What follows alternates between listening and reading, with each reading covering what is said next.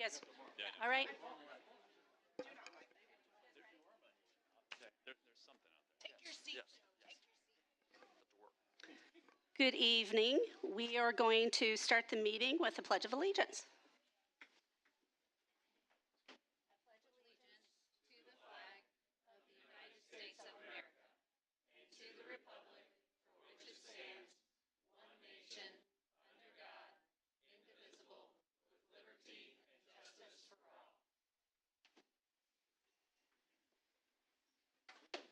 And now a moment of silence.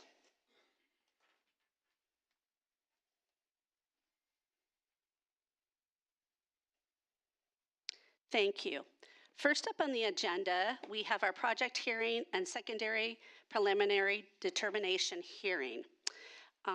As presented by the administration and its advisors, there will be an opportunity for the public to make comments about the project. At the hearing, we'll ask each person to limit their comments to 3 minutes, and the topic will be limited to the proposed project under consideration.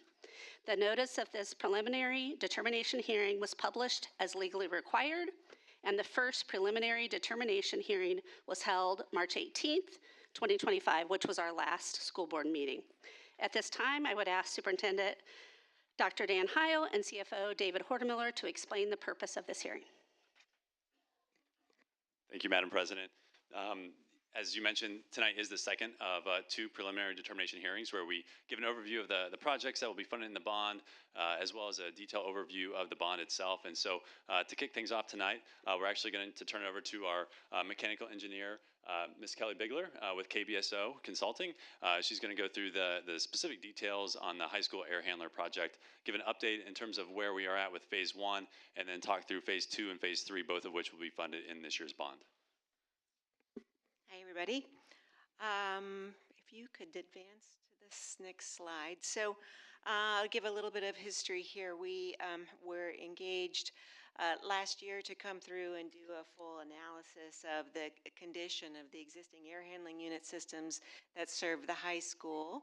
And these units are about 31 years old. And so we found that they were ready, beyond ready for replacement. They've been well maintained over the years, but they have just gone beyond their anticipated expected useful life. And so we have some photographs here about the kind of the conditions of the air handling units at the high school. You can see there's some water damage that would be expected over the course of the years that these units have been in service. Some rusted housing and a mechanical, there's water leakage into the mechanical rooms. And I would also say that the control systems are ready to be updated. 30-year-old controls are much different than the controls of today. And so the newer controls mean better temperature control, better indoor air quality, and better energy use. So those are all kind of reasons that we came up with it that gave us this opportunity to improve the system at the high school. So if you would switch again. So here's some additional photographs of some of the existing conditions. So we went through the school, we created the report, and then last year we started the project. We're doing this as a phased replacement. In phase 1, I can give you a little status update about that if you would switch that forward. Again, these are more photographs of the existing condition, and in fact, you can see the little floppy disk, the orange floppy disk in the one picture, and that is how the controls are working still on floppy disk type systems. And so that's just, I guess, some evidence of the age. But so our effort to date, we went through, we did the analysis, we divided this project up into phases so that we could limit the disruption to education at the buildings. We have done phase 1, which was really mostly auditorium, gymnasium, cafeteria, air handling units, and we designed that project last year. Those units, it has been bid, the units have been procured or are in process of being procured, and in fact, a couple of those units got replaced over spring break, and so you already have a couple of new air handling units in place.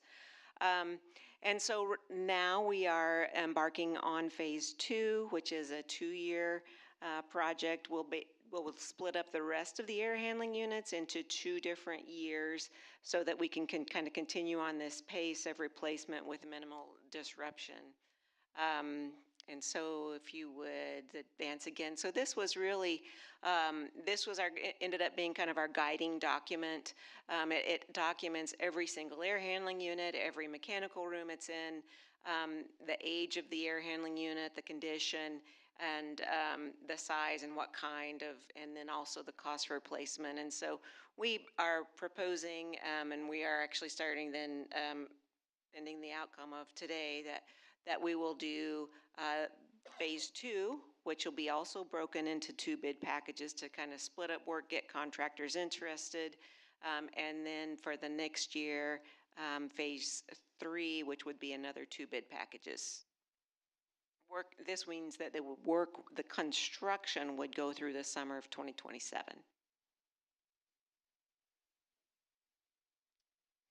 Okay. While Ms. Bigler is at the podium, before I get into the detail of the finances, board, I don't know if you would want to have any questions on the details of the mechanical side or not.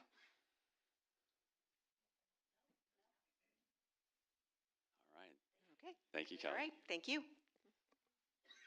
All right, so on this slide right here, what we're doing is really just very much condensing down what Kelly just went through on the previous slide there to show the financials now. So looking at all the different air handlers that would combine for bid package 3 and 4, which would be installed in 2026. And then bid packages 5 and 6 with the install of 2027 for a total of about $9.7 million, all in for both design and then purchase and install of the remainder of the air handlers. Moving on then to the next slide, you see right here is the list of all the capital maintenance investment that we would like to include in this year's bond. And so, of course, first and foremost, we have the majority of which is going to be the high school air handler replacement, both phase 2 and phase 3. Of course, we mentioned the fact that phase 1 was a bond of its own, but with both 2 and 3, we're going to combine for this year's bond, so that way we have the funds in line for really what is a project horizon of about 18 to 20 months. So what that'll really allow us to do is also get that design kicked off. We will have the funds for design for phase 3 as well. Next, we have sections of roof at Hinkle Creek and East Middle School, about $300,000 each. Both of these roof replacements come from our last roof assessment that was done about 5 years ago, showing that these would be next up on our capital replacement plan. We have flooring, so whether it's carpet, hard surfaces at multiple buildings, totaling about $911,000. Painting at multiple buildings as well for about $286,000. Paving at NHS, totaling $1.4 million. This would be the southernmost lots on the high school campus. We also have a playground at Noble Crossing for about $1.2 million, which of course I know the folks out there are very excited about that. That playground is old enough that some of the parts, when they are broken, they're really hard to get because it's a discontinued model. So excited to get that playground replaced out there.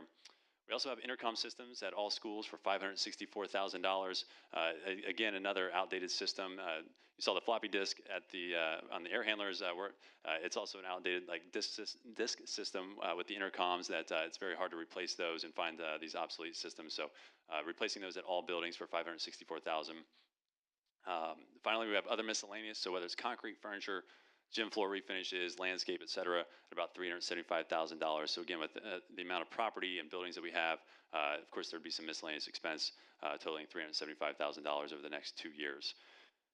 Next, we have the iPads and staff devices for $2.9, almost $3 million. So you see the breakdown there in grades for 6 through 8 in 2026, and then grades 4 and 5 in 2027. Last year, you recall, was the first year that we put we're on a 4-year replacement plan for our iPads and staff devices. So that was the first year. That was effective this year, where we replaced grades 9 through 12. And then again, as we show the next 2 years here for the bond, grades 6 and 8, and then 4 and 5. And then finally, buses totaling $1.4 million. So that's about $700,000 over the next 2 years that will reduce our capital plan that is otherwise spent out of our operations fund to help relieve the pressures that the operations fund is feeling in terms of the revenue shortfall there. Moving on then to the next slide. You will see the legal parameters of the bond. So these are the parameters that really are a requirement of this presentation today to show you that the par amount of the bonds would be $19,725,000. If we subtract the cost of issuance of about $325,000, we end up with the $19.4 million, which is the total of all the projects on the previous screen. We talked about the fact that with this bond, this would be essentially the monies over the next 2 years. So that would be saving us the money of the cost of issuance to not have to do a bond next year. So you can see right there, right there that the savings amount is about $325,000 by not issuing a bond next year and rather issuing it all this year. So again, I give a lot of credit to our operations department for the long-term planning that they do to allow us to know what projects we have in the hopper for 2027. So that way we can have those proceeds available for us come the end of this year. The estimated interest rates on this bond is anywhere between 2% and 6%. So of course we do need to put a band on this just for the sake again of the legal documentation. I fully anticipate that we'll be close to 3%. I'll show you an interest rate slide here in a second as a benefit of really the municipal bond market to get us rates that low. The final maturity, again, as a legal parameter here, we put this out at 2035, but ultimately we fully expect that this would be repaid in about 4 years based on what we're showing right now with our underwriter. Total interest estimate is about $2.9 million. The maximum tax rate impact is going to be 0.1916. However, ultimately, we fully anticipate that even with the issuance of this bond, that we'll be able to decrease our tax rate next year for the 7th year in a row. All right, so on the next slide, I told you we just show a snapshot really over the last 8 years of the municipal bond market and where these rates are. So the current rate, about 2.87%. Is to say that no one has a crystal ball in terms of what this will look like in the fall, but you can see the volatility there. All in, it's typically below 3.5%, but I fully anticipate that again we'll be in around the 3% range for this bond. Which again, debt is a tool in the toolbox that we have. It's something that's fully expected for a school district our size, and to be able to borrow at very affordable rates going to the municipal bond market is again a factor of the market, but then also what plays into that is the fact that we do have a very respectable credit rating that allows us to also experience more affordable borrowing when we go to the municipal market. Next slide. So I think it's also very important for us to get a picture of what our total outstanding debt looks like. So this chart shows our total debt service outstanding per year going through 2042. That's when we pay off the last current bond that we have outstanding. What you see then in the orange, this would be the anticipated overlay of the debt service repayment. So I mentioned we would repay this in 4 years. So that's what we're seeing there in the orange, the repayment of this year's bond, so the 2025 bond. What we have been doing is really trying to follow a very aggressive payoff schedule. So you see the blue underneath that, the darker blue, that's representative of last year's bond on a 5-year repayment. And then of course this year's would be on a 4-year repayment. I think it's also important when we talk about our outstanding debt that just to get perspective, we do like to just look at where other districts are. Now, of course, every district is going to be different based on where they're at in their growth cycle. But for us right now, the total amount that, if you're looking at this screen, is about $255 million. Brownsburg right now is about $813 million. Avon is at $537 million. And another similar sized school, Westfield, is at $686 million. So again, it's maybe asked, well, what is an appropriate amount of debt to have? And I think that the best answer there is looking again at your credit rating, and again, the fact that we do have a very respectable credit rating is to say that borrowers or lenders out there are more than willing to lend us money based on how much debt we have outstanding. So I think we're in a very good range when it comes to our total debt outstanding. On the next slide, you see then what our tax rate would look like in 2025, or what our current tax rate is right now at the $1.25 in 2025. Now, our tax rate is going to very much correlate with our debt outstanding. So that graph on the prior slide was our debt decreasing year over year. And so again, our tax rate is going to follow that for the most part. Now, when we go to the next slide, what you see is the overlay of the repayment of the slide. When we talk about the repayment then of these bonds over the 4-year period, we then go ahead and put an estimate in there that would represent what our tax rate then would look like year over year. So our tax rate then, of course, is going to maintain stability with probably a slight decrease next year in 2026, leaving us plenty of capacity then in future years should we need to issue additional debt to always be able to have management over our tax rate and make sure that we're maintaining that in a reasonable amount year over year. When we're talking about tax rates, actually, it's also important to ask the question too, whether or not, when it comes to issuing this bond, what if we were to not issue this bond? What if we were to allow tax rates to decrease? What would that look like? What would that impact look like, especially for taxpayers as well, if we were to forego the bond issuance and defer the investment in the capital? The next slide shows, first of all, what we are looking at when it comes to tax rate management for all the overlapping taxing districts in our taxing district as in a whole. So that would include the city, the county, the library, the township, as well as the library. And so what you see year over year, our rate in the yellow, so there is our rate decreasing year over year. The red rate is the city's, so the red line there shows that the city has been maintaining a flat rate of $1.10 year over year. The county in blue, and then of course the library and the township. So what you are seeing here is very consistent rate management by all the overlapping taxing districts, which is not something you're going to see in every taxing district throughout the state. A lot of times you see a lot of ups and downs, but what we're able to do is all strategically manage our rates to maintain stability. And what this does is it helps to manage the circuit breaker impact, or that property tax cap loss that we all experience because many properties are at the cap. And so with that being said, to still answer that question, well, what if we were to allow that rate to decrease and not issue the debt? We go to this final example here of a very, very basic homestead that is assessed at $100,000. It would be capped per the statutory cap at 1%, so $1,000. So if we did, again, a hypothetical example here in the red, and we have a tax rate of 40 cents for both the city and county as well as the school, totaling $1.20, the total levy, or the total amount of payment for that property, would be $1,200. The property tax cap would kick in, so then what the unit would lose would be $200. So that loss has to be allocated, and so that way the property only pays the $1,000, which is the cap. By the time that loss is allocated proportionally, the net levy for the city, county, and school is then $333. Moving over to the blue, you see what happens if a school would decrease its tax rate. The total tax rate would be $1.10. You see the levy calculation there is now $300 only for the school, for a total of $1,100 for the property that would only pay $1,000. So the $100 has to be allocated. You see the allocation there in the loss column, and then finally the net levy in the far right.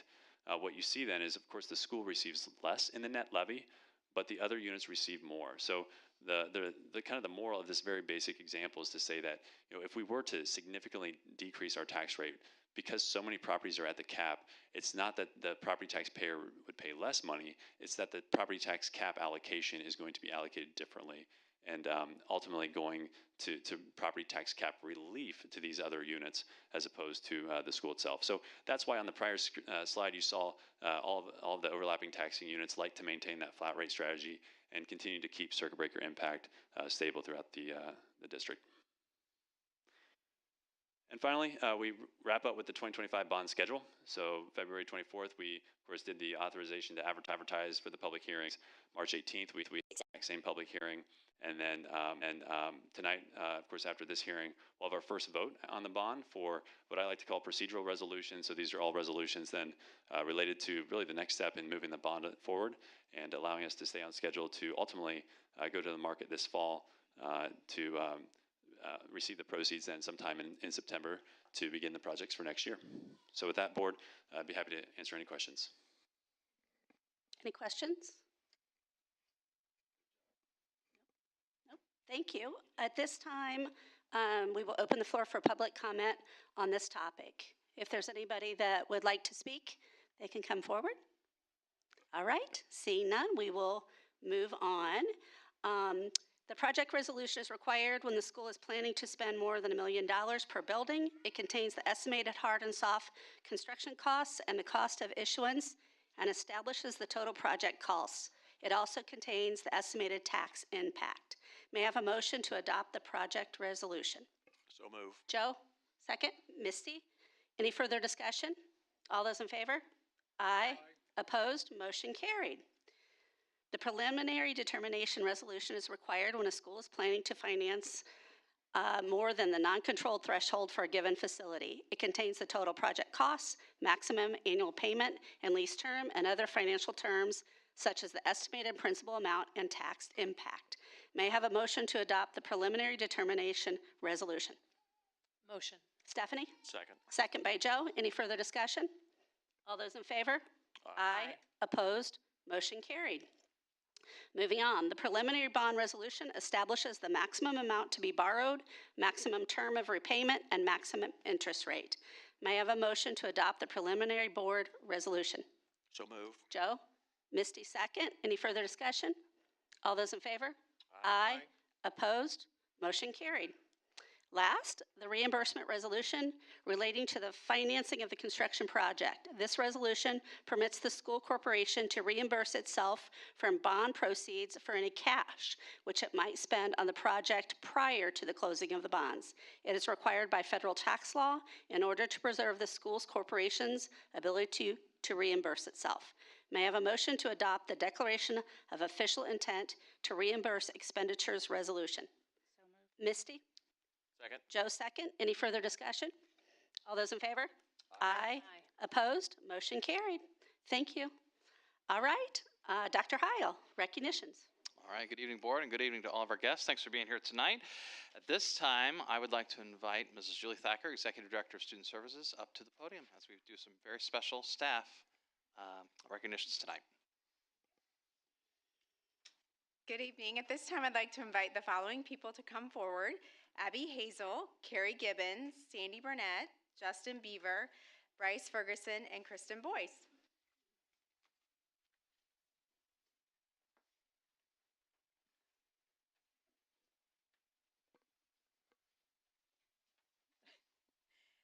These are very humble people that aren't super happy with me, as you can tell, but I'm excited to share, and honored to share actually, that on Saturday, March 22nd, nurses Abby Hazel and Carrie Gibbons were working at an extracurricular event at our high school. Our nursing director, Sandy Burnett, was also in attendance. During the event, an adult participant collapsed. Abby, Carrie, and Sandy immediately responded. Initially, the individual was responsive, but his condition quickly deteriorated and he began to seize.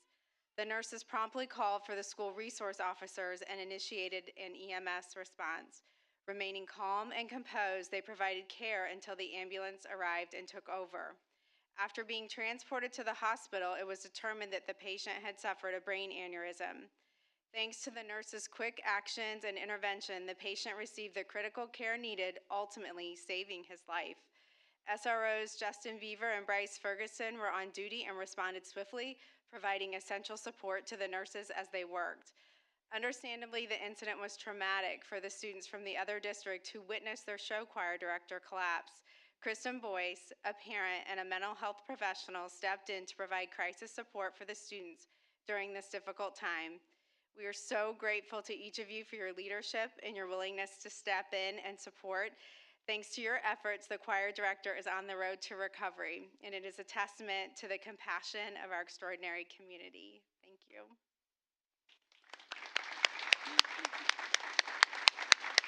Go ahead and, yeah. Thank you.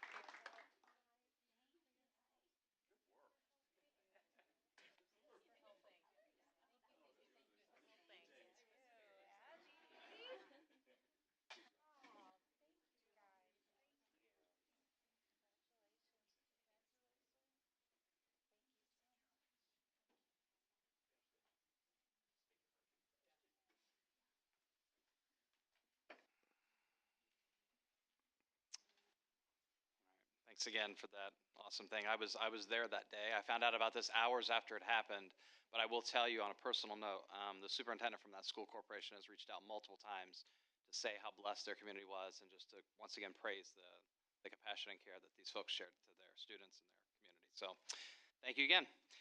All right, at this time, we have some student recognitions to do tonight. So I'm going to invite Mr. Eric Thornberry up to the microphone. And we have several groups of students we're going to talk about tonight.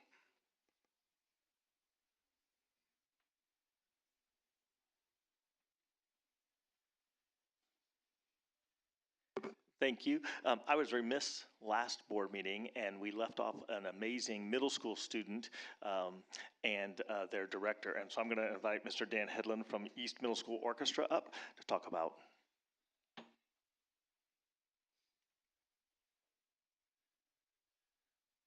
Thank you.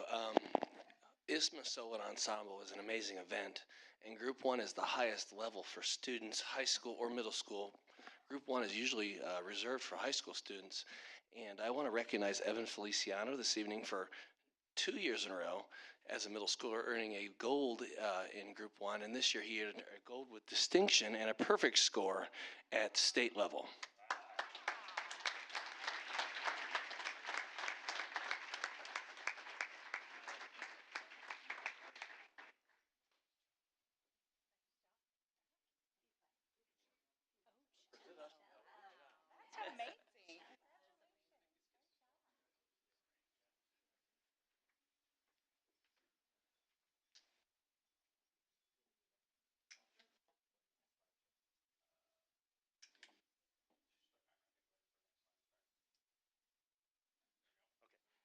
Didn't want to go out of order.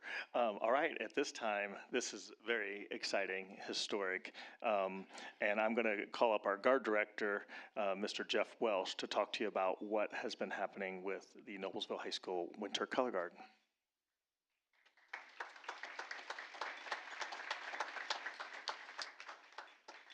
We've had a very exciting year with the Winter Color Guard from Noblesville High School. We were completely undefeated this season in the Indiana High School Color Guard Association shows. Every show we went to, we won the show. And then we also did 3 WGI qualifying regionals, one at Avon High School, one at Warren Central High School, and one in Chicago at Lincoln Way East. And we won all of those regionals as well.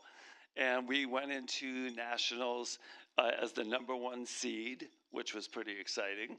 And then out of the 54 color guards that came from all over the United States to compete in Dayton, Ohio, they were the bronze medalists, and that's why they're wearing their bronze medals from WGI. And then when we went to state competition, of course, after winning the preliminary competition on March 8th, we went on March 22nd to the IHSCGA state competition, and we also won there. So we are the state champions again. This is the 3rd time in the last 4 years that we were the state champions. So that's pretty exciting. And I get the pleasure of working with these terrific young students. They work very hard, about 14 hours a week of rehearsal every week, starting on November 11th and ending on April 5th in Dayton, Ohio. And they worked very hard, obviously, to get where they are. They are extremely talented, but also extremely dedicated. Our show this year was called 12, and it was a look into the ominous world of addiction with the hope of recovery. So there's quite a bit of education behind what we did and depicting the whole concept of addiction in a very tasteful and personal way. And they did a great job with that. And the great thing about it was that we had so much positive talk from within the color guard community and other shows. People would come up and say wonderful things to us. So I just want to thank, obviously, the students first, because I love these kids. I can't believe how much they put in, and they kind of like me too sometimes. Usually after rehearsal's over and they go home and think about it. But really, definitely, they're terrific. The parents that are here, I have so many supportive parents, so I just want to just say that ever since I came here 6 years ago, I've just watched that parent group get better and better every year. I want to thank Mr. Thornberry, of course, because his support with the band program. And I want to thank the school district and the school board, because I just got to tell you that coming from Florida, seeing the way you support the performing arts in Noblesville, Indiana is mind-blowing and wonderful. And I'd love to say that we all remember algebra, and we all remember world history, and we all remember biology, but that's a lie. We do remember our activities in school and those things that made us better, push us further forward, teach us goal setting, and make them employable human beings. That's what really matters. So I just want to thank you all for supporting that. And we're very excited, but obviously with this year coming to that kind of end, they have been promoted into the world class. So they are now in the world class along with Avon High School, Center Grove High School, Fishers High School, and Carmel High School. So we're right there in the big leagues. So wish them luck. Are they just learning that? Well, they knew it was coming. Hey, y'all, you got in the world class. I didn't tell you. Okay. Yeah. And I do want to present the board chair with this medal for wherever you display things, because I'll tell you, this has been 25 years since my last national medal, so it doesn't happen that often, so we want to pass one on.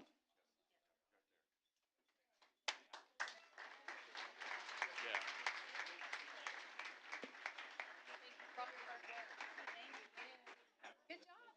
Oh my gosh. Congratulations. Amazing work. Amazing. Congratulations. Good job. How amazing. Congratulations. Great job, you guys. Congratulations. Great job. Amazing work and dedication. Thank you. Congratulations. Congratulations, you guys. Good job. Congratulations. Thanks for all your hard work. Congratulations. Thank you. Congratulations. Good job. Thanks for all your dedication. Congratulations, you guys. Both Winter Guard and Winter Percussion compete. There's really only one national circuit. It's not something that there's different circuits, like there's some activities where everybody claims to be the national. This is it. WGI is it. And the classification system, there are three. There's Scholastic A, which is like the beginning class, then Open Class, which is the middle, and then World Class. So Jeff and the Color Guard, this is the first time I've been here in 12 years in history that we have a World Class Color Guard or World Class anything in that category. And it is an honor. In the state of Indiana, there's hundreds of Color Guards, competitive Winter Guards, and there are 5 World Class Guards, and now Noblesville is one of them. So that's pretty exciting. Congratulations, Jeff, and thank you.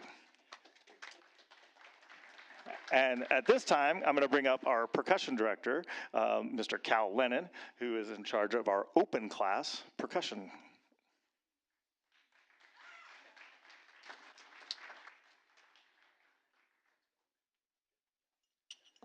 Hey, percussion kids, if you want to come on down. Hey, everyone, I'm Mr. Lennon. I'm the percussion director at Noblesville High School. Here I'm also the associate director of the marching band. It is not a secret that indoor percussion is my favorite after-school activity.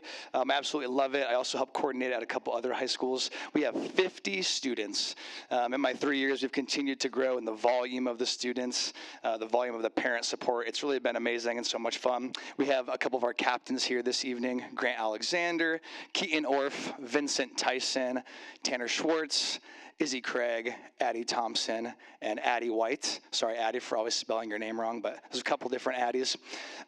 We this year set 2 goals as an ensemble, besides always just having fun together and loving one another, which we always do. I love this group so much. We'll miss all the seniors, and we very fortunately have a banquet for the first time in our 3 years next week, so I'll be able to give more recognition to all of you guys then. But the goals were to be top 2 in our state, which we did achieve. We were silver medalists at our state championships, which is fantastic. And then we always set a goal at the national level to be top 15 in the country. We fell a little short of that this year, I think about 20th, so we're hungry for more. We believe we can bring a state championship to the district, and that is a goal of mine and ours to continue to work towards. I love this group very deeply, being my 3rd year here, being able to build relationships with so many of the seniors and the families, and we spend hundreds of hours together. I really can't speak enough to how much I'm going to miss the relationships I've been building in those regards, and we have a couple seniors up here, so excited to share more things with you guys at the banquet about that. I would also like to say I direct a college ensemble that this is kind of a feeder program for. We're hopeful all Indiana groups are a feeder for it. We have 2 Noblesville alumni who have done this group, who are in that ensemble, and we actually did win a national championship this past weekend in the college division of percussion. So Rylan Kripe and Sam Neal, who were former students of mine, were able to win a national championship.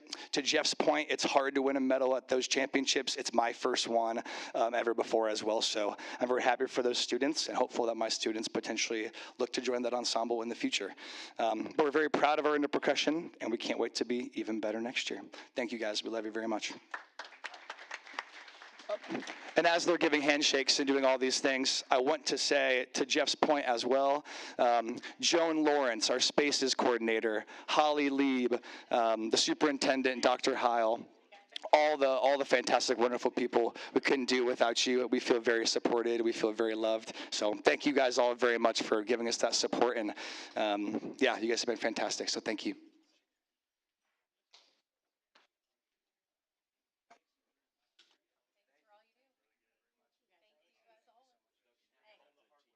Yes, amazing.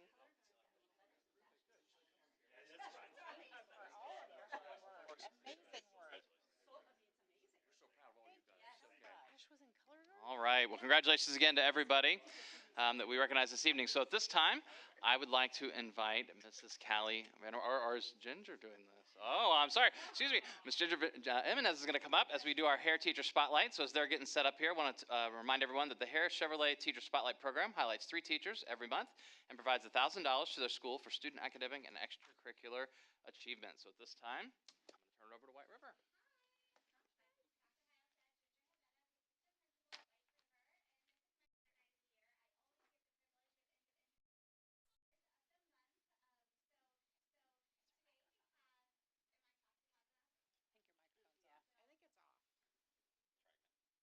Hi, can you guys hear me? All right. I'm not going to repeat all that. I think you all heard me. All right, here we go. We have 3 teachers to highlight tonight, and our first one is Courtney Goodman. She's standing right here to my left. She's one of our learning specialists, and she has been a teacher for 14 years. She became a teacher because her mom is a teacher, and she's always had a passion for teaching. Her goal for students is to help them grow academically and for them to have a lifelong love of learning. Her advice to parents, I always appreciate this part, would be that she knows life can get busy, but take that time to ask kids about their day and what they've learned just to get them talking more than a yes or no answer is something that's helpful. Outside of the classroom, Courtney likes to exercise and to read and spend time with her friends and family. Courtney was a college cheerleader. She's nice and active. We get her to tumble sometimes. She thinks Noblesville Schools is special because it's a place where we keep students at the heart of everything we do. Courtney Goodman. All right, and then Julie. Julie Gunning is next to her, and she's a 2nd grade teacher, and she's been teaching for 33 years. Second year in 2nd grade, Julie? She was in 4th grade for a really long time, and she made the jump down to 2nd grade, which doesn't sound like a big jump, but it is. 2nd graders are much different than 4th graders, and she's doing an excellent job. She became a teacher because she likes to accelerate the love of learning in others. Outside of school, she likes to cook and bike with her family and read. Julie also likes to write. You didn't put that in there, but she's a writer too. Julie thinks Noblesville schools are special because of the temperament of our people and our we can attitude about everything. So, Julie Gunning. All right, and last but not least is Sarah Smith, and Sarah is a 3rd grade teacher, and she's been teaching for 21 years. Sarah became a teacher because she had a 6th grade teacher who made learning incredibly fun and inspired her to do the same for other children. Her goal for her students is to create a supportive and engaging environment where they're encouraged to explore and grow. Outside of the classroom, Sarah loves spending time with her family, playing basketball, tossing the football, and going on bike rides. Seems like a theme. And Sarah loves Noblesville Schools because of foster strong relationships with students and families to ensure their success. So, Sarah Smith. All right, and then I think, all right, we'll invite the rest of the team up to do our spotlight. Right? Shake some hands.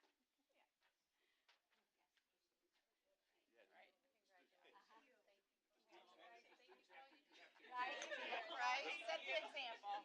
Congratulations. Thank you. Okay. Thank you. All you guys do.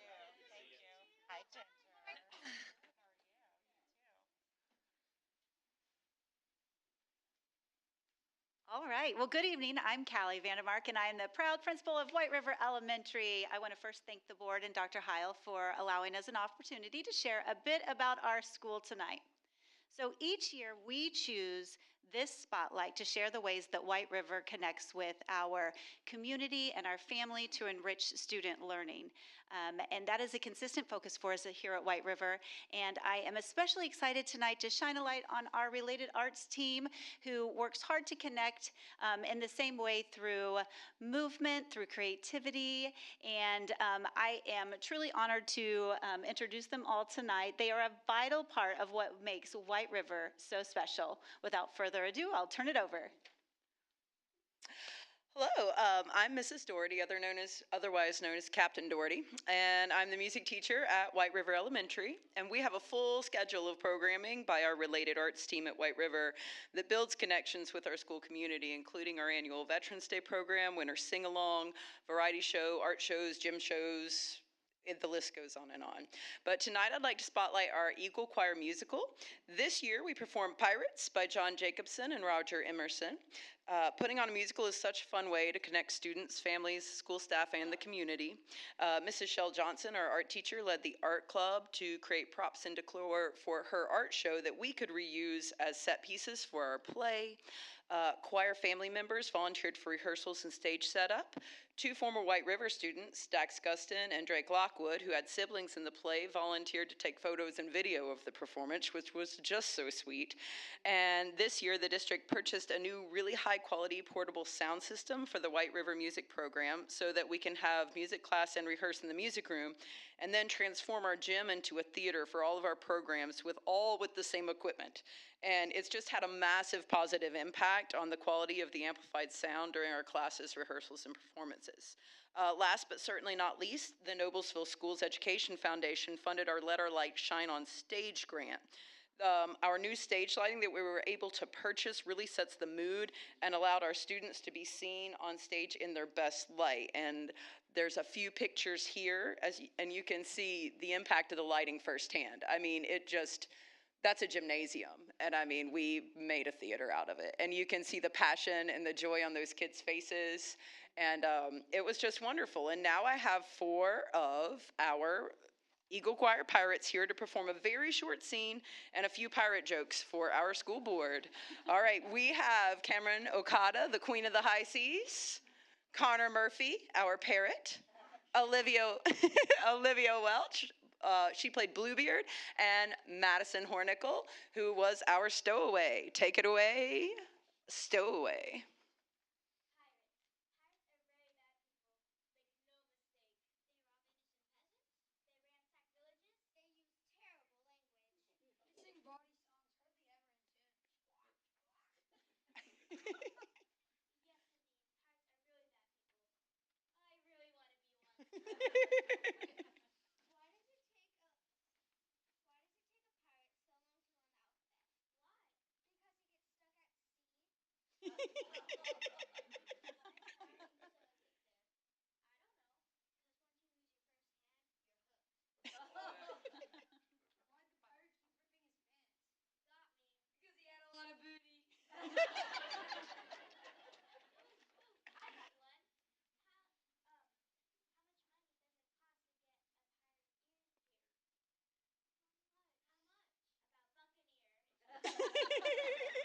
Let's give these guys a big round of applause. They worked super hard. All right, I'm going to let them file on past and shake hands, and then I'm going to turn it over to Mr. LaFollette, who is our tech teacher and helps us out a lot with AV. You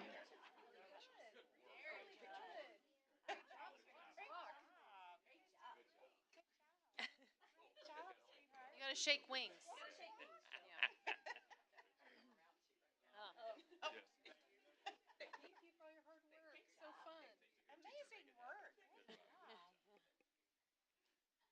Good evening. I am Mr. David LaFollette. I am the technology teacher at White River Elementary. I get the awesome privilege to help with AV support and tech support for the different things that we do. I was able to run sound, set up sound, help Miss Doherty find the lights. I get to edit videos and support my team outside of those events with any technology needs that they need. So thank you very much for having us.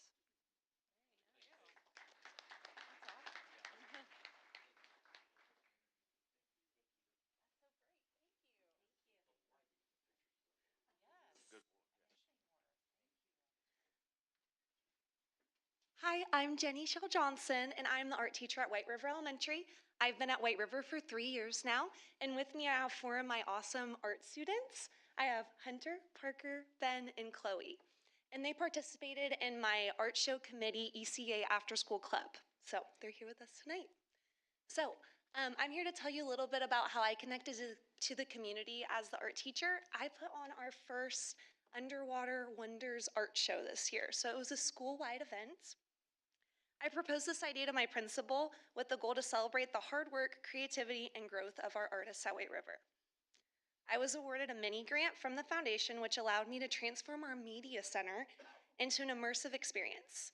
With this funding, I was able to purchase items beyond my normal budget, such as tablecloths, black lighting, display materials, additional art supplies, and more. Each year I put on 2 art clubs, one for my kindergarten through 2nd grade artists and one for my 3rd through 5th grade artists. This year I put my 3rd through 5th grade artists as the art show committee. So these are some of my friends. I had 22 students participate, and we turned our media center into an Underwater Wonders immersive experience. Our students created large-scale sculptures, mural paintings, and more to bring our media center to life. The remaining 4 sessions were displaying the artwork, setting up the show, and tearing it down. The art show was a huge success. Every student at White River had 1 to 3 artworks. Our White River families that attended our school-wide game night event were able to visit the art show. And the following school day, if any students didn't get to come, they got to do a walkthrough with their classroom teachers. Our students and family at White River were thrilled, and it was truly special to celebrate all the amazing things we do in the art classroom. I have the best students in the world, and I love White River. So here's some photos, and while I'm sharing some photos, I'd love for my 4 friends that came tonight to share what their favorite part of the art club committee was.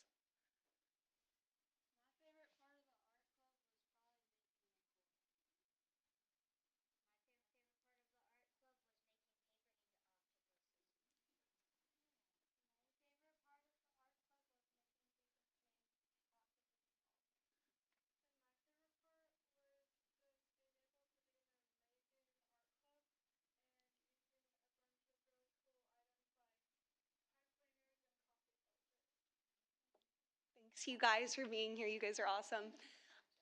Yay, yeah, let's give a hand. I also have some photos of just in the making, some of the art projects we made this year. And then I also wanted to include some other events I do. I put on 2 cookies and canvas events each year.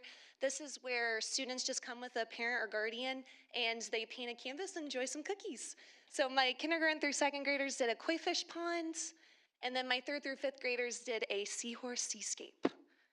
So, yes. All right, thank you so much, and on to PE.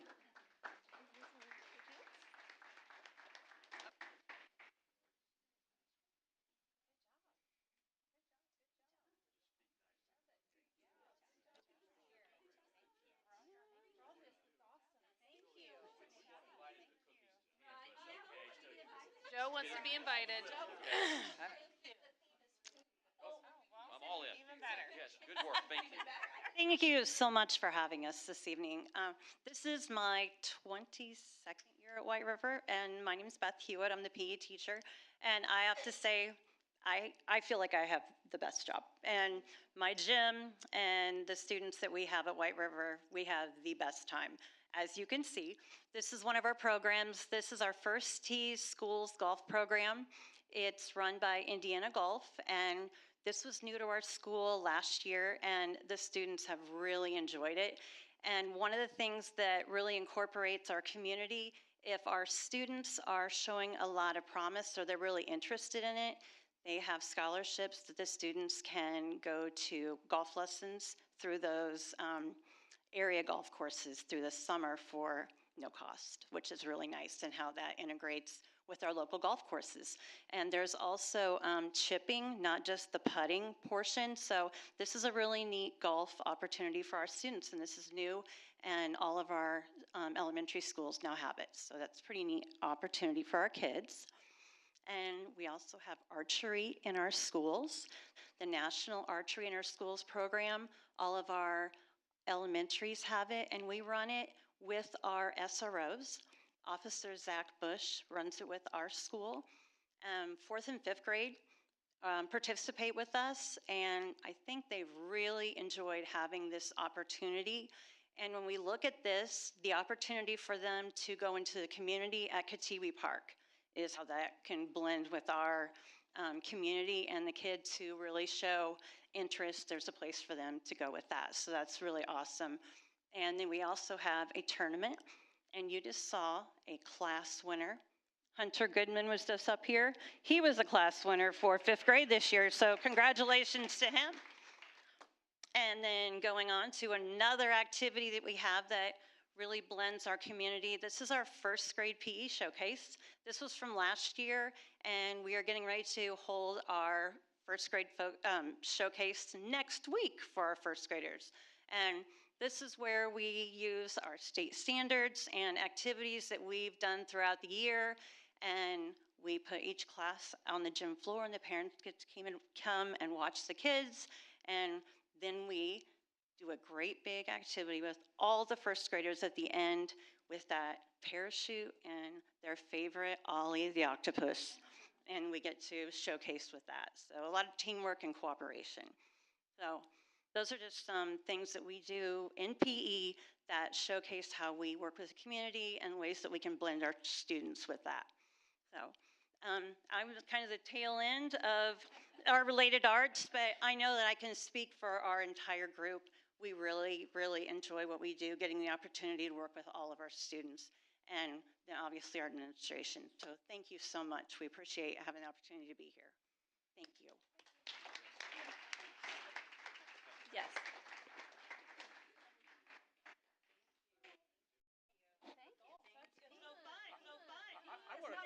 I want to come back and be a 1st grader and do some of those. Right?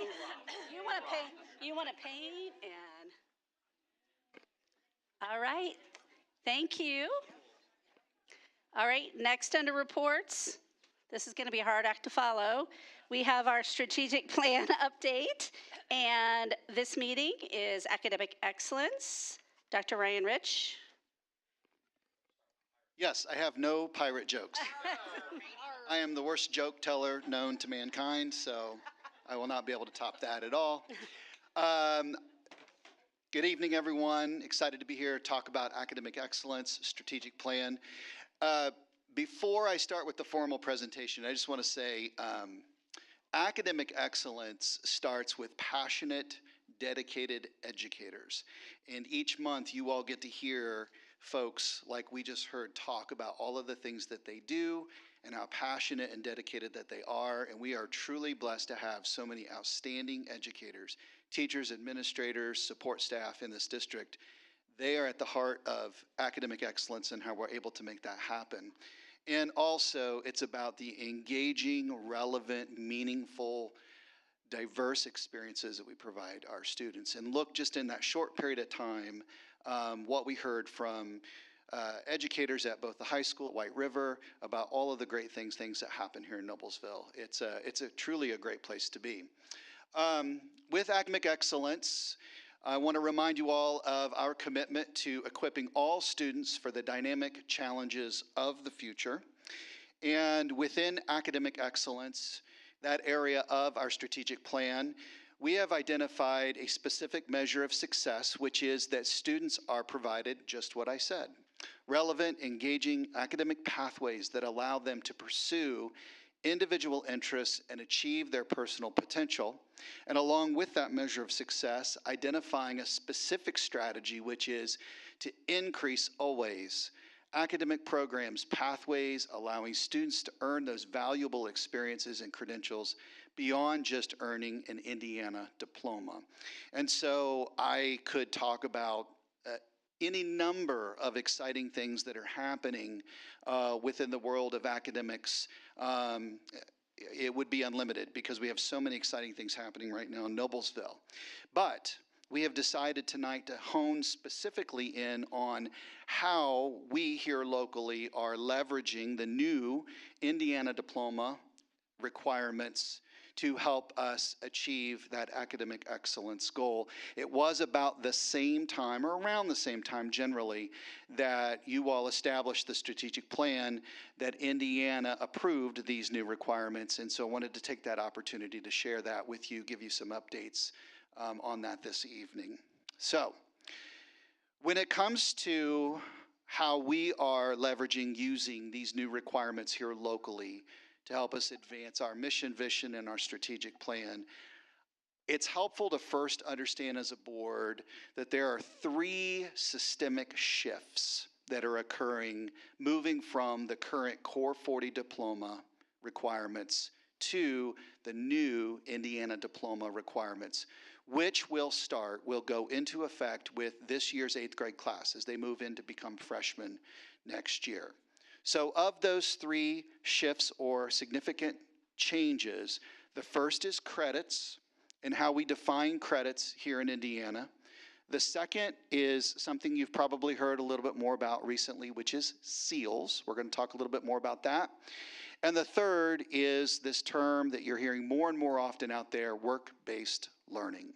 So with credits, number 1, take a look at the definition here, and I would challenge you to think about your own conception of credits forever and ever has probably been when you think about 1 credit equals 1 semester's worth of work or time within a particular course. So credits have always been kind of connected to this time-bound concept that you have a semester or a year-long course and you get 1 credit per semester, and if it's a 2-semester course, you get 2 credits.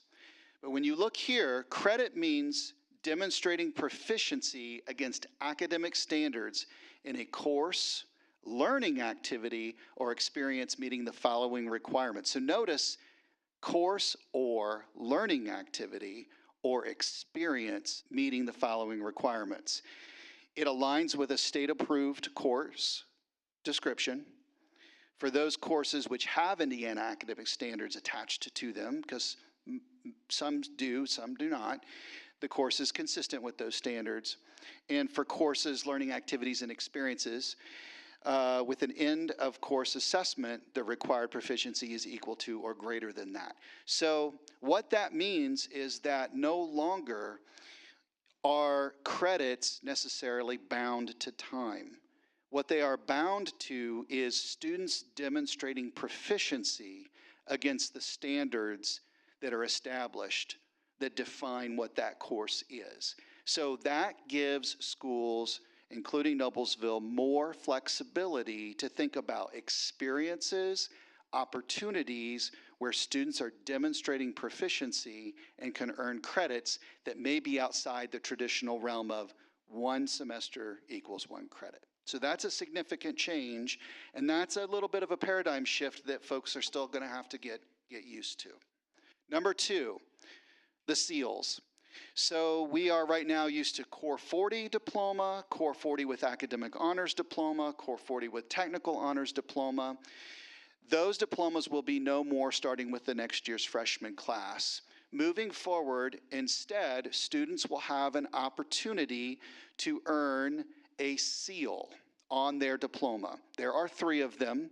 The first is the enrollment seal, the second employment, and the third enlistment and service. In Indiana right now, these seals are available, but they are not required. Now we're going to return to that concept here in just a minute, but technically, students do not have to earn one of these seals in Indiana to still get the new diploma. They have to still complete the current pathways. But I'm going to talk a little bit more about that here in just a minute. Here is a breakdown or a drill down into the seals. We could do a full 2-hour presentation just unpacking all of this. We are not going to do that here. We don't have that time. But what you will see in the document that I provided to you, The honors seal for enrollment, employment, and enlistment, you have those listed criteria there in terms of the credits and experiences that students need to earn to be able to earn one of those seals. Students can earn more than one of those seals depending on those criteria that are met. But those are all listed there for you. And if you are familiar with the current Core 40 Academic Honors Diploma, you will see that that pretty closely mimics what is currently on the enrollment seal. There are some differences, but in general, kind of in the field of education right now, people are kind of looking to that honors enrollment seal as being kind of that replacement diploma for what is currently the Indiana Academic Honors Diploma. In addition to these seals, Indiana has also created what's called the Honors Plus seal, which means in addition to earning the seal, if you meet these additional criteria, you can add the Honors Plus designation. So for example, within that enrollment seal, to meet the Honors Plus designation, that would include also earning a credential of value, such as an associate's degree, a technical certificate, being designated an AP Scholar with distinction, plus completing work-based learning hours. We're going to talk about that here in just a second. So you can see within the presentation what those additional criteria are that are included. So obviously our high school team has done a phenomenal job of really over the last couple of months, really even longer ago than that, as soon as the first iteration of this, before it was even approved, was out, really starting to unpack this, dig into this, and figure out how are we going to operationalize this at our high school, make sure that we're prepared, ready to go. So the seals are that second significant shift. Shift number 3 is the idea of work-based learning, and it's defined here. And what that really means is that students are engaged in experiences that are either authentic or can be simulated in a workplace environment. And so students can have these work-based learning experiences earned, tracked, and then those hours can count towards the criteria in those seals that you just saw a few moments ago. What is also really interesting about this shift is that when you see at the bottom the last sentence, work-based learning requires a written partnership agreement and plan between the participant, the parent or guardian, the school, and the employer partner. What that means is that students who in general are just going out into the workplace as students who are working a job, if we can capture those experiences through a partnership agreement, those students can count those hours for having work outside of the school day towards their completion towards a seal. So as we move forward and talk about how, again, we locally here in Noblesville are leveraging all of these changes to help us promote what we have defined as academic excellence, you definitely want to keep those 3 major shifts or changes in mind. So, circling back to seal completion, remember I just had said before, in Indiana, technically, a student could graduate without earning, but our high school here in Noblesville, we have set a goal that all students will graduate with a seal. So we are setting that as an expectation to start with the freshman year, as our high school team has done a really great job of mapping out what 4-year plans could potentially look like for students based upon their interests. They've thought about what types of courses we want our students taking starting that freshman year to set them on a path so that that path is at least aligned to the honors enrollment seal scope and sequence to start. So that is not something that we are required to do, but that is something that we have really said we want to do for our students moving forward. And our expectation would be that we really want all students to earn at least 1 seal to meet the requirements here in Indiana. Okay. So, I also want to talk about CTE. So here in Noblesville, this goes back to the idea of the change or the shift in credits and how credits are defined to be earned. One of the really innovative things that our high school team has really worked hard on is looking at, again, with thinking about getting students engaged in something that freshman year that they may be interested in pursuing through one of those pathways, those CTE pathways that exists. That one of the new requirements within the Indiana diploma is that all students will graduate by taking as a course preparing for college and careers. When you look at the standards for preparing for college and careers, a lot of those standards are the same standards that are embedded in every principles course of a CTE pathway. The principles course is the first course in a CTE pathway. The way that works is there's a principles, then there's a concentrator A course, concentrator B, and then there's a capstone experience at the end of that CTE pathway.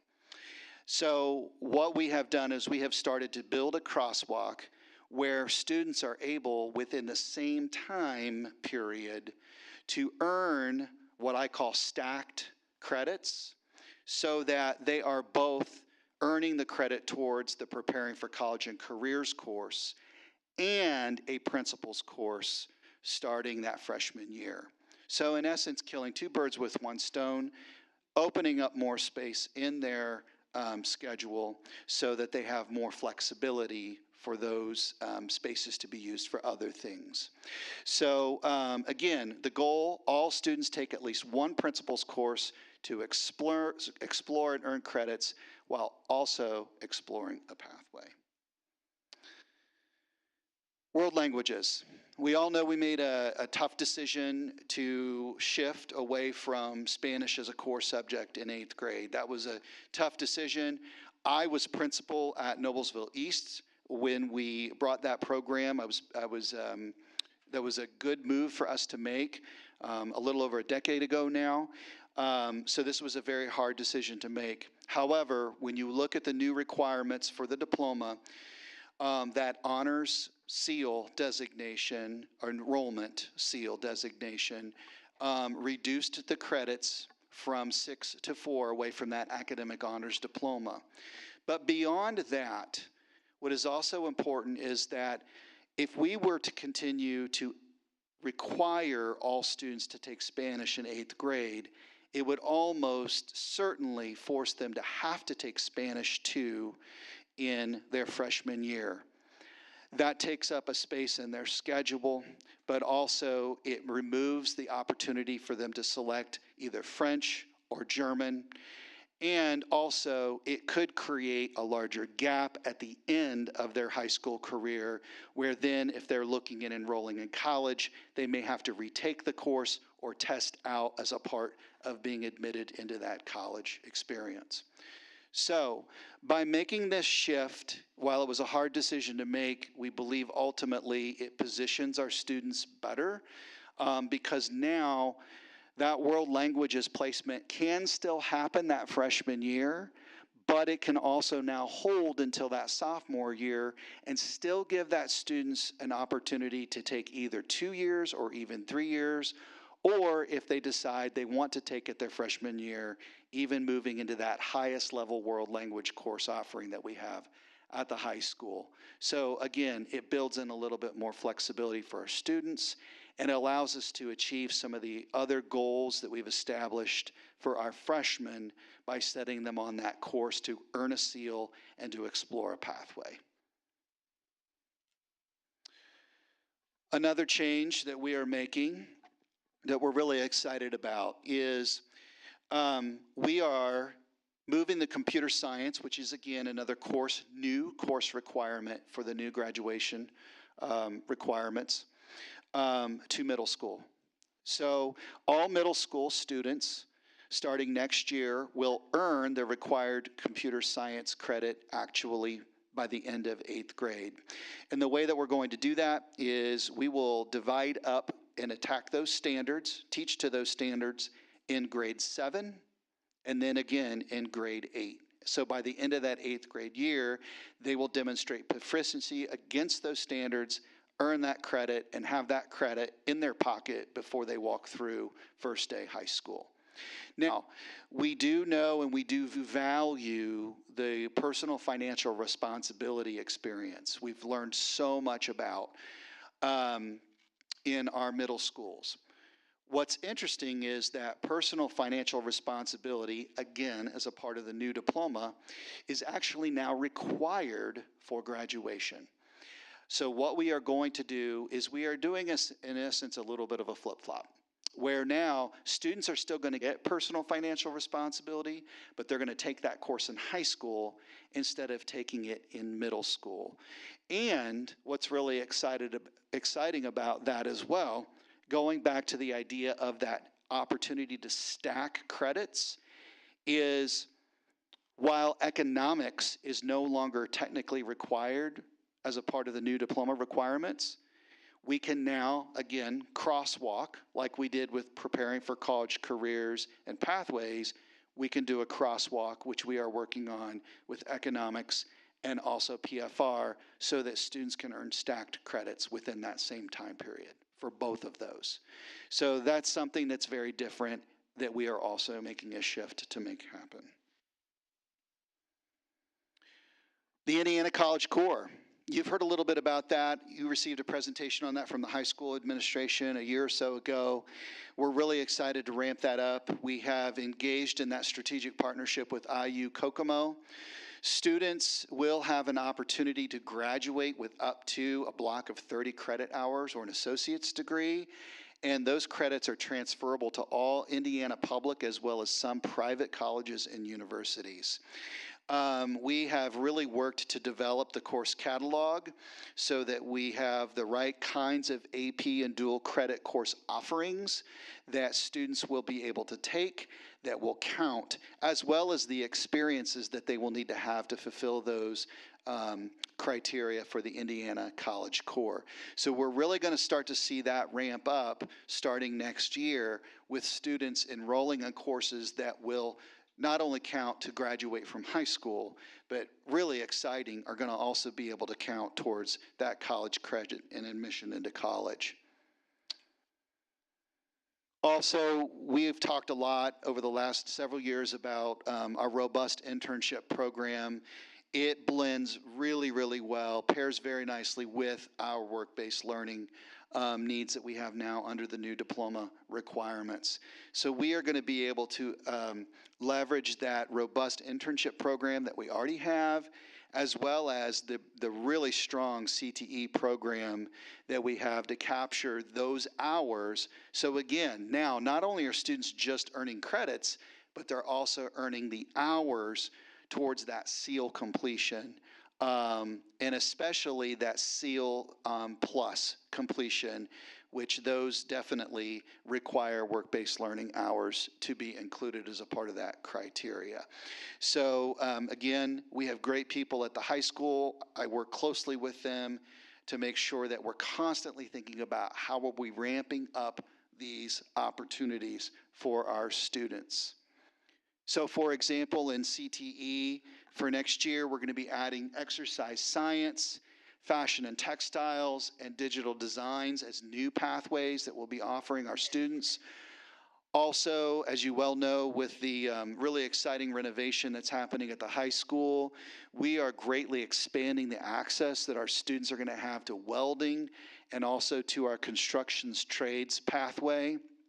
And then it's really exciting to see that starting next year overall at Noblesville High School, students are going to have access to now 30 different career technical education pathways where they're engaging in courses that are doing all of these things for them simultaneously in terms of building towards credentials of value, work-based learning experiences, plus credits as well, not only for minimum diploma requirements, but also for those SEAL designations. So a lot of this is really strategic in terms of how are we best maximizing the resources that we have available so that we're hitting all of these different things for students simultaneously. So When it comes to some measures of success, here are just a few things I wanted to share with you. We have recently added, you may remember, we had quite a long list of courses that we had you approve early this fall. We will have added 71 new courses to our course catalog for students to have access to at the high school. As of March of this year, more than 300 students have had 175 work-based learning experiences, or placements, excuse me, that have resulted in over 33,000 hours of experience. We have organized access to over 30 Indiana College Core courses, and next year we will be shifting pre-cal to a dual credit course, which is going to give more than 350 students next year the opportunity to earn 6 college credits at a savings of hundreds of thousands of dollars to our students here in Noblesville, which is really, really exciting. We want all of our students to take 4 years of math, so that is a progression that is a reality for most of our students. It's Algebra 1, it's Algebra 2, it's Geometry, and it's pre-cal. So that pre-cal year, boom. Now with dual credit, all of those kids are having that opportunity to earn that college credit. We've been working closely to identify teachers who need credentialing to teach AP courses, to make sure that we have teachers ready to go to teach dual credit. As you can imagine, this requires a lot of coordination. Again, much credit, all credit really to our high school team for really working through this diligently. We just registered 4 more teachers to receive advanced placement certification this summer. To be very honest with you, our list was much longer than that, but really in terms of just cost effectiveness and being a good steward of the dollar, we're really trying to think about how we slowly scale this out in a way that we're getting what we need, but we will do it responsibly in the coming years. And so we could have sent, I think the list was up to 9 or 10, but we pared it back to 4 just to continue to get those teachers up to speed so they can teach these classes. So again, I just want to reiterate, the new diploma requirements, there's a lot of exciting and new that is involved, but it really is locally our decision to look at those requirements and decide how are we going to take these requirements and make them our own in our own way to meet our goals here in Noblesville. And there will be much more to come. This is just helping to get us started for next year with that first class. We will continue to work on this. And like I shared before, there are a whole laundry list of other things happening that are really exciting right now that we could have talked about. But the timing of this, we wanted to focus academic excellence tonight specifically on how we're using these new diploma requirements to move our organization forward for our kids. So, questions? Thank you. I mean, you've done a lot of hard work, and I'm sure with the high school, it's a lot, but it's amazing. And I really do want to give all credit where credit is due to. We have an amazing high school team. We have amazing department chairs and our administrators and counseling team over there. Julie Thacker and Student Services as well. It is truly a team effort trying to consume and digest all of the new and all of the implications, because everybody is involved in working together to make this happen. So many moving parts to all of this. There are so many moving parts, yes. Yeah, and you guys are handling it very well from our perspective anyway, from my perspective. Great job. I mean, I don't know, it's hard to wrap my brain around all that stuff. So kudos to you guys and the high school admin. I do have a couple of questions. So for the job work hours to be included in that, who initiates that agreement if there isn't already one? Yeah, that's a great question. So I've been working really, really closely with Dr. Smethers. He's one of our assistant principals at the high school. He really leads up our CTE, work-based learning efforts. We also have our internship coordinators at the high school as well. And so he's actually already been working on what that partnership agreement will look like. what our system is going to be as well, to make sure that we can make that happen. So behind the scenes, he and other members of the team are already working through the paperwork and, you know, all of those types of things to make sure that we capture those hours. I was just more curious, so if you have, you know, obviously it doesn't apply, you know, to my daughter that's already there because this is the new stuff, so, but if there is a student that already has a job and then this takes place, but it's not under an agreement, is that something that could be done? Yeah, the agreement is the partnership agreement is definitely a prerequisite to being able to count the hours. So that's why we're working now, because you're right, it will begin with next year's freshman class. Yeah. But then moving beyond, we will want to do everything we can to make sure we promote that and we're facilitating that so that kids can capture those hours for themselves. Yep. And then with the computer science, so you said that it's geared for 7th and 8th grade students to get that going into high school. So if it's just starting next year, what about the current 7th graders that are missing 7th? That's a great question. So we've looked at, because we taught coding in 6th grade as a 9 weeks rotation, we've crosswalked the coding curriculum that they already had in 6th grade with the standards for the computer science course. We feel like we're confident that we can count that experience plus what those students will get in 8th grade next year so that they will have it. But the reality is, for 1 year, we will have a gap year. Sure. And so we will teach sections of the computer science class for 1 year, at least, at the high school for those students that they fell in the middle. Yeah. Yep. And what's been really neat about that is in developing and establishing the curriculum for the course, we've had several sessions, work sessions together, and it's been our middle school business teachers and our high school computer teacher, as well as our business department chair working together. So it's been a really good 6-12 collaboration. Okay. Yep. I have no doubt that you have everything handled. These are questions that came up and I knew you'd have an answer because that's just what you do. So, Yep, thank absolutely. Thank you. Good job, Ryan. You know, since the Department of Education started this, I've tried to track and follow it and put us into the enrollment or the employment or the enlistment categories.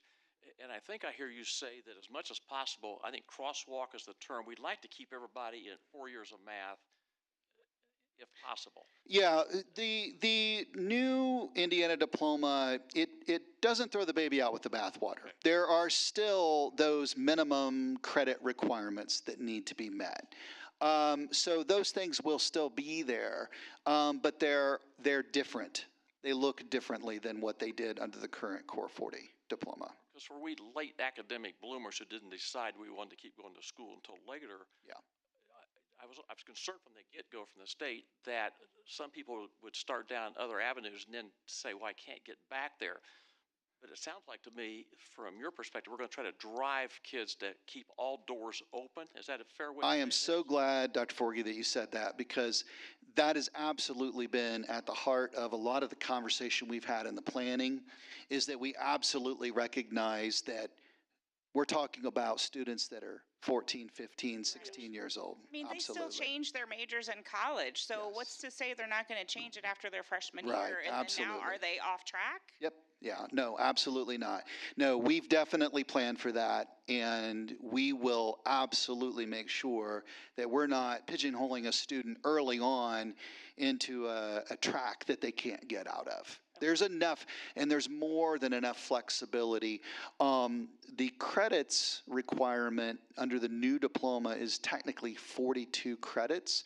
Students have an opportunity within their schedule in 4 years to earn 60 or 62, if my memory serves me correctly. So we'll have plenty of flexibility, but absolutely. And we have great counselors at the high school who will be working with students to help them facilitate and navigate all this and family. Good, thank you. And thanks for the explanation about the 8th grade Spanish.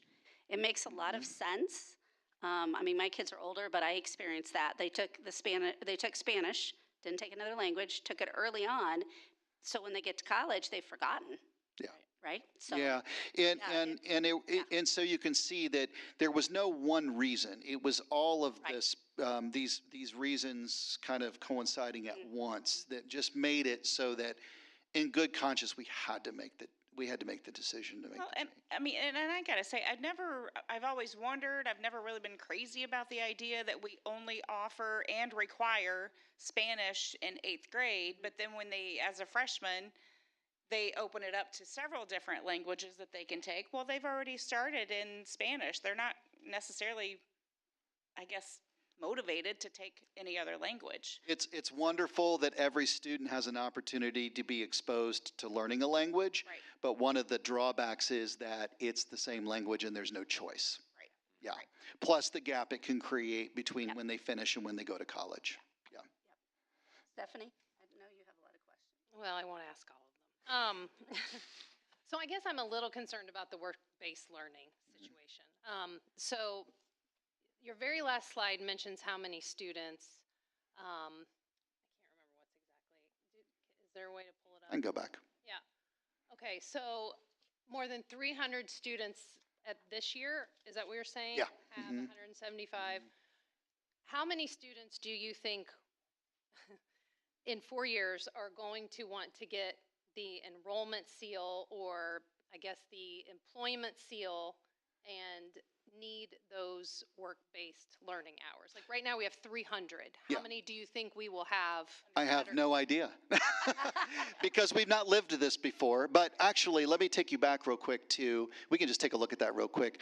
So when you look at the honors seal designations and you look at the enrollment designation there, that's going to give you in general what students need in terms of credits. It's not until you get into the enrollment honors plus seal that they add in the requirement on work-based learning. So you ask a key question, because that has been a concern across the state from the beginning, is do employers have the capacity to be able to take on all of the need that might exist depending upon what the demand might be? And the reality is I just don't think any of us know yet at this point in time what that's going to look like. What has been a recent, just as last week, interesting development is that you may have heard the public universities across the state also announced a partnership with the state where if a student graduates with the enrollment honors plus seal, they will have automatic admission into any Indiana public university. So that will most certainly, I imagine, drive an increased interest in students earning work-based learning hours, because that honors plus seal includes a 75-hour requirement.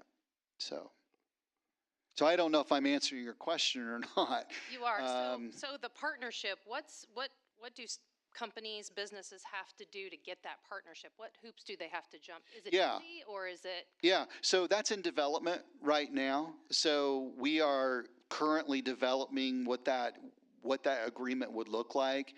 Our team has been looking at what other schools have been putting together. We really don't have, at this point in time, enough clear guidance yet where the state has said, here's a boilerplate example that you can use, that type of thing. It's still so early on.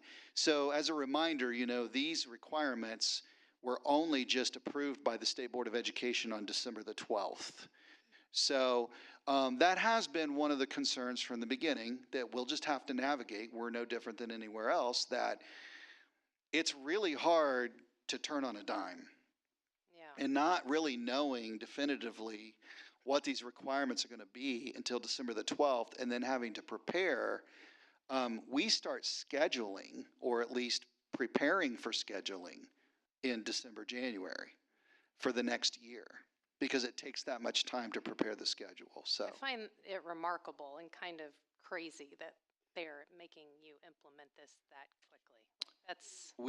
It truly is like trying. I keep thinking about, if you've ever seen the world's largest cruise ship and how long and how many motors it takes to turn, it's really like asking us to turn a cruise ship on a dime, like you would turn a a fighter jet. So, but we're doing it. We're doing the best we can with that. So the Yep. state isn't giving you any kind of guidance or. They are, but it just, I mean. Well, I mean, for the work-based learning, for those contracts, those agreements. Yeah, a lot of the really finite detail in terms of how all of this will be implemented. The other thing that really complicates this is, and a lot of folks don't realize this, not only do we as local public districts take our cues from the Department of Ed, but now also from the Indiana Commission for Higher Education, which is another agency within state government that also has a hand in this, specifically when it comes to the work-based learning piece and the career technical education piece. And so, every Friday, we administrators and leaders get a big, long update. You probably see it as well from the DOE, but we also get updates like that from the Commission for Higher Education. And consuming all of that and trying to then distill that and then determine how we're going to implement this. We're doing it. We have a good team, but it's a lot, so. Are you saying that the partnership agreement, like, could it be something like working at Culver's, like, Absolutely. for the summer? Like, Yeah. if that's a potential Yeah. that your summer job would qualify? As far as it has been explained to us up to this point in time, Okay. yes. Okay. Okay. Well, that's encouraging. Yes, to hear. it is. Well, Yep. because there are some students that maybe wouldn't be a good fit for an internship or leaving school Well, during the school day for absolutely. behavior issues or liability issues with the school. So I saw that there were simulations that you might be able to do, which someone's going to have to make those simulations, right? But Well, and that exist in the world? could be, for example, in an internship setting where the student is maybe not directly doing the work, but they're observing the work. Because so they're not sitting in a classroom and like Mhm. doing like a simulation on their Right. computer. It'd be like being there Yep. and okay. That's right. Okay. Yep. Yeah. Do we know how this new diploma requirement for the state compares to other states? No, I've not really looked. I mean, I've not looked at that comparison to see. We certainly continue to hear that Indiana is kind of on a leading edge when it comes to reinventing high school, and this is a little bit of a middle ground where we landed. The earlier iterations of this were really, really pretty far out there and created a lot of concern. That maybe a lot of us maybe a bridge too far. So they've listened. The state has listened to what the field has had to say and the feedback that's been provided by parents as well. And I feel like we've landed at a good spot. So. Yeah, that was my next question is, are you happy with where Yeah. we landed? Oh, absolutely. Yeah, absolutely. And I think this is, I mean, Ryan, Rich, me, just individually as a human who lives here in Indiana Has students. and has children who go to school. I'm really excited for my son who's going to be able to experience this, and my daughter who wasn't because she's a little older. And so, yeah, I think it was change was needed, and it was time. So this has been good. Yep. Okay.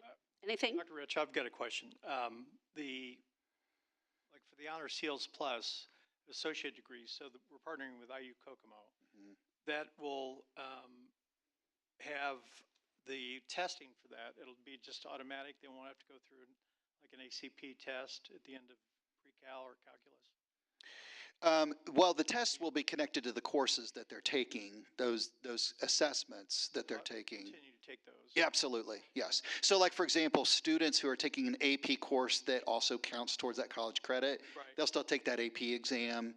If they're taking a dual credit course, they'll still take that exam for that course. Okay. The auto acceptance, thank you for mentioning that, because I forgot where the Honors Plus seal, that seems like that's really gone up as far as the requirements to actually get that. Is this not out of reach then in your mind? So actually, you're talking about the Honors Plus seal? Yes. Yeah. So those requirements are rigorous. There is no doubt about that. So for example, the AP Scholars with Distinction, out of our graduating class of, what was it last year, 700 plus, somewhere around in there? Yeah. Oh, Dr. Mobley's back there. She says, was that about right? Yeah, below 800.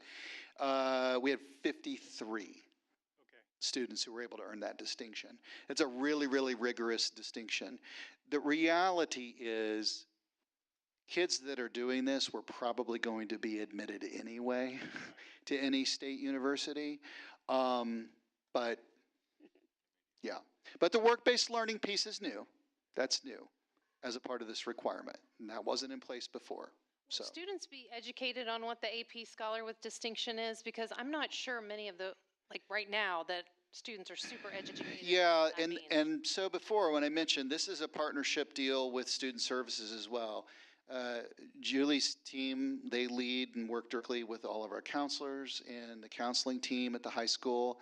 And we've set in on multiple meetings now with our counselors and admins at the high school.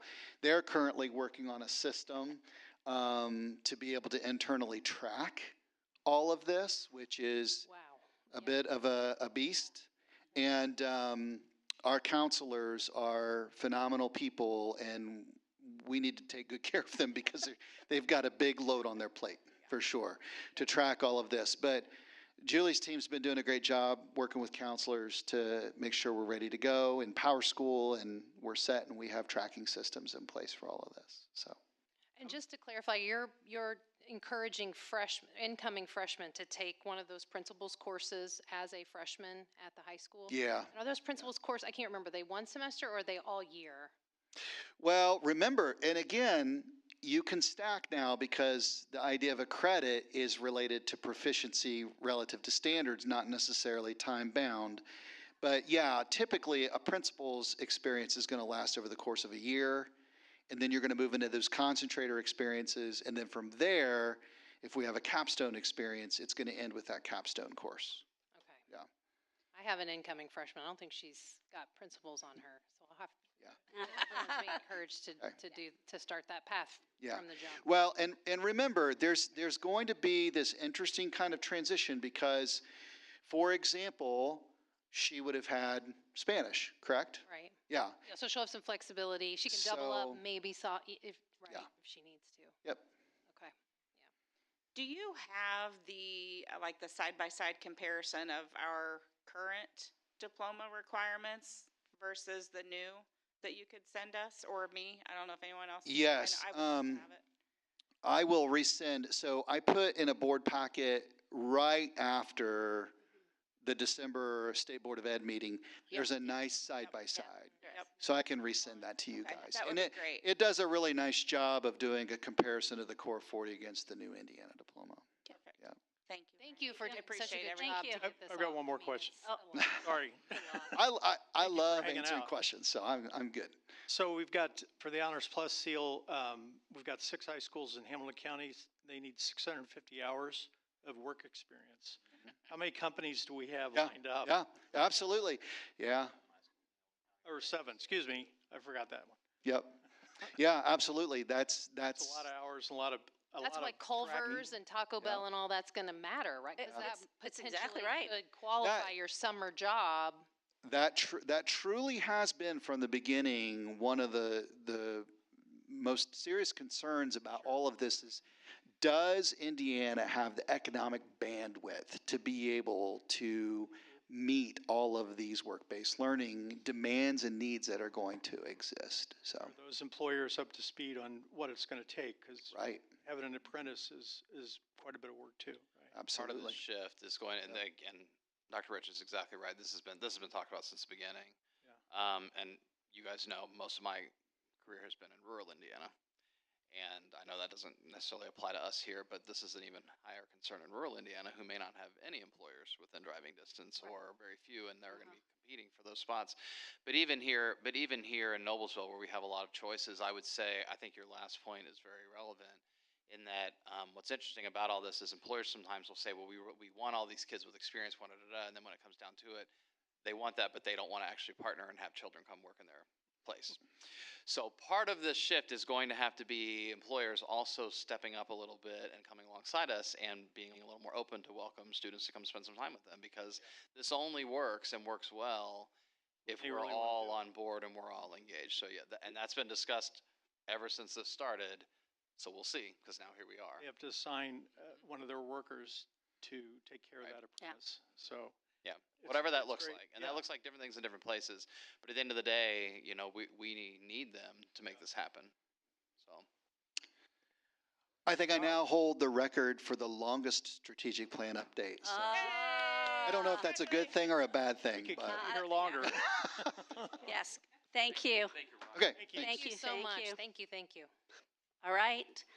Next up, public comment. We did not have anybody sign up for public comment, so we will move on to consent. By a single motion, the board approves and adopts the following items or actions which reflect the application of board policy in Indiana Code. Those items mark consent. Those are claims, donation, minutes from our last board meeting, overnight and out-of-state trips, and personnel listing. May I have a motion to approve the consent items as listed? Motion. Brett? Second. Joe? Any further discussion? Yes, George Christo donated $1,000 for the Leo Club, and we appreciate all the community support. Okay, thank you. All those in favor? Aye. Opposed? Motion carried. Next, we're in action items. In accordance with Indiana state law, schools are now required to utilize a more comprehensive expanded history background check for unemployment. The new law prohibits school corporations from employing or contracting with specified individuals without additional review and approval by the board. May I have a motion to approve the separate personnel listing as related to additional background check information? So move. Joe? Second. Second by Stephanie. Any further discussion? All those in favor? Aye. Opposed? Motion carried. Next up, we have school calendars. May I have a motion to approve the school calendars for the 25-26, 26-27, and 27-28 school years? Motion. Stephanie? Second by Joe. Second. Any further discussion? A quick question. Okay. Is it typically, Heather, is it typically this time of the year when we approve like the professional development days, the e-learning, that sort of, is that typically, I don't know, I guess it's not really last minute, but I'm calling it last minute.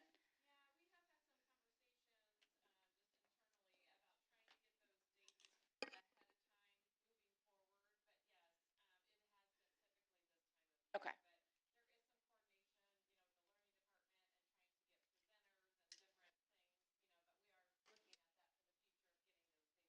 Okay, I wasn't sure if it was due to involvement from the state dictating certain things or, okay. Thank you.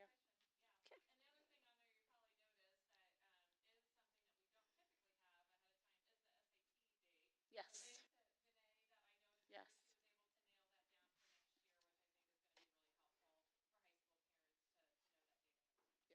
And I think graduation is on there now too, which I think is good to know also. I mean, it's helpful that it's on there, but it's only helpful if it gets read, correct? Yeah, the other. Right. All right. Any other questions? All I'd like right. to thank you, Dr. Hendrick and Stephanie, Yes. and the committee for that. I can't imagine how Jason Katz, Hurton Katz for calendar committee it has to be tough. Dr. Hendrick deserves an award. Right. Well, yeah. All right. All those in favor? Aye. Opposed? Motion carried. Up next, we have administration is requesting approval of the resolution authorizing for non-standard course waiver. May I have a motion to approve the resolution authorizing for non-standard course waiver? So move. Joe, second. Second. Stephanie, any further discussion? All right. All those in favor? Aye. Opposed? Motion carried. The district's property and casualty insurance runs through May 1st through April 30th renewal year. And the annual quoting process concluded with another favorable review. May I have a motion to adopt the insurance quote for the 25-26 plan as provided? Misty? Second, Joe? Any further discussion? Just want to say thank you to Davis Yes. today. Yeah. Just Thank you got for saving us money on a regular basis. $13,000, correct? That That is correct. Yeah. So our workers' compensation insurance, we're working with. So we work through a broker then every year for this renewal process. Our broker is Assured Partners, and they work with about 30 schools in the Central Indiana region. So a lot of big schools. So of course they have a large book of business that certainly helps them get leverage in the marketplace. But in addition to that, as we all know with insurance, it really comes down to experience and history. And so we've been very fortunate in terms of some of our history on all of our lines of coverage. So property insurance, for example, we've not filed a claim in more than 5 years. So that's a perfect example of where a lot of districts are seeing very sizable increases. In fact, I know I told you last year that our broker told us that we had his best renewal, and he came back again to say that once again we had his best renewal in terms of their book of business. So again, that has a lot to do with our experience, but then also with some of the carriers that we went with through renewal. So in that renewal process and getting quotes, the biggest change that you'll see is in what I call really our primary casualty insurances. So our general liability, our auto, we switched from EMC to Liberty Mutual. With that switch, actually EMC decided they're actually out of Iowa. They're no longer going to write Indiana schools. So that was just something where we obviously needed to pick someone up, and Liberty Mutual probably didn't know that we were not going to go with our incumbent. So with that being said, they came in with a very favorable quote for us there. And then again, across the line, very minimal increases for a 2% increase overall compared to, again, a book of business, his book of business seeing anywhere between 10 and 20% for school districts. So that helps a lot on the budget side. When I was certainly budgeting for more than that we're seeing a very minimal increase for next year. And I think we had this question earlier that I think that you helped us with. Can you talk briefly about the fact that our broker then takes our different lines of business out to different companies and gets competitive quotes? That's right. Yeah. So he will certainly quote it, and in the case then of like the workers' comp, like that's where we were able to quote with another carrier, and seeing that quote, we went in then back to our incumbent, and that was again, apology for the late change there to the docket material, but it was just trying to get all that information, and we're kind of at the mercy of the carriers where we went back and they came back to match or come very close to that other quote. So yes, indeed, they go out and quote against other carriers. Yeah, you can change it anytime you save us money. You can change anytime. Yeah. Yes. All right. Any other questions? All right. All those in favor? Aye. Aye. Opposed? Motion carried. Next, we have administration is requesting approval of the engineering contract for the high school air handler unit replacement project. Held Kelly hostage all this time. Yeah. She is still here. I know. We Yes. see you out there. So, So sorry. We're so sorry. May I have a motion to approve the KBSO contract for the Noblesville High School air handler replacement project? So move. Joe, Misty, second. Any further discussion? All those in favor? Aye. Opposed? Thank Motion you. carried. Thank you. Good job, Kelly. Got the new diploma. Right. A lot about that, didn't you? Yeah. May I have a motion to approve the agreement between the Noblesville Youth Baseball, NYB, and Noblesville Schools? Motion. Misty? Second. Second. Stephanie, are there any further discussion? All right. All those in favor? Aye. Those opposed? Motion carried. Policies are required by Indiana code and must be updated for compliance. The following policies were presented for the first read at our February 18th board meeting. May I have a motion to adopt the policy as presented for the first read at the March 18th regular board meeting? It's policy A300, responsible use of technology and internet use policy. So move. Joe, second. Second. Stephanie, any further discussion? All those in favor? Aye. Aye. Opposed? Motion carried. Next on the agenda is public comment for non-agenda topics, and we did not have anyone that signed up. So we're on to committee reports. Dr. Heil. All right, thank you, board. And as I always say, thanks for the few that have stuck with us the whole time, even if you were being held hostage because you want to know how that vote went. Just a few quick items from me, board. I hope everybody had an amazing spring break. We are now in the final push to the end of the school year with a lot of activity happening. I actually just mentioned to somebody earlier today that this is the fun time of year, but it is one of the fastest and busiest times of year because this is when all the ceremonies start and end of year programs. But it's a lot of fun. But buckle up because it'll be over before we know it. So I do want to share that my Superintendent Advisory Council will be wrapping up its first year up in May. We're going to have a few open spots next year, specifically in 4th, 6th, and 9th grade. So we'll be sharing out some new information, and the applications Oh, we just sent it out yesterday. I actually forgot we had already funded. So, yeah, that's going out. We're recruiting some new folks, and we are going to look to do a little special event at the end of the year with them that we'll talk more about next time. We have also opened applications this week for incoming junior and senior high school students who want to audition to be the next Miller Man. So if you know any incoming juniors or seniors, they could go down in Noblesville history for that. So tell them to get ready to audition. And then last thing, and again, we're not sharing it tonight, but it won't be much longer. We're getting really close. The first draft is just about wrapped up on our new financial education website. We're affectionately calling that Dollars and Cents. So we're going to start getting some feedback. Board, you're going to get to take a look at it very, very soon because I really want to get your thoughts on some things and make sure that it makes sense for the public. But the goal is still to have it ready to launch to the public before the end of the school year. So look for more information on that very soon. All right, thank you. ISBA Legislative Committee. All right, the legislature wrapped up their 14th week, and we're coming to an end, and we might know what's going on. The Senate Bill 1 did pass. It's got to be signed by the governor yet, and it's going to affect us some, and I'm not sure we know, but the numbers I have from ISBA, which may be a little different than what we finally get down to, is that the operations fund is going to be about $3 million less in 26, $4 million plus less in 27, and $6 million in 28. I pulled this from the ISBA. I don't know if it's quite right, but the gist of it is it's going to be less. Is that a fair statement? Sure. I know you're fine. I know we don't quite know. I don't know if those numbers are runs, and yeah, that's a whole topic. But yes. And I know they add things in the last minute that we don't quite even know about. And in fairness to our legislators who are not here, I think they prefer that we describe it as it's a decrease of the increase. So I don't know. It would not be a fair statement. It would not be a fair statement to say that we're getting less money because currently it's projected that we will still see an increase. But it will definitely not be the kind of increase that would have normally happened. And I got to say, and you know this too, it was 4 times worse than this when the bill started out. So our legislatures did help us out to get this down to a doable number. Maybe that's not even the correct term, but it's not where it could have been when we started out. Our education fund or tuition support looks like it's going to go up 2% for the next 2 years. But we're going to subtract $160 million for textbooks out of that, which adds to that. You want to comment on that just a little bit? I do. So yes, at the moment they have shared, I'm going to call them the preliminary numbers for what we think will happen in the education fund. However, this week they are going to get the updated revenue forecast for the state. So as soon as that drops, we will find out if those numbers are going to be the numbers or if they're going to have to backpedal and make some changes. So I forget, David, I don't know, I think maybe tomorrow or Friday. I keep hearing conflicting dates, but so it may be as early as tomorrow they're going to share that.